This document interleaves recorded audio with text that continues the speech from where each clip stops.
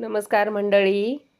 तर आज आले होते आमची भाची कांद्याचं रोप न्यायला.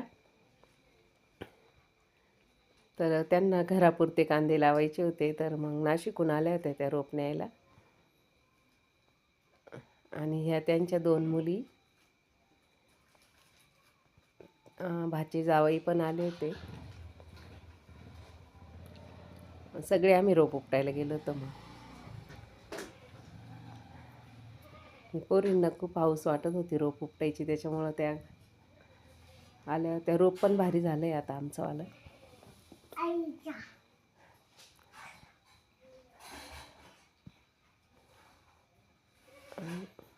इकडे सगळं रोप.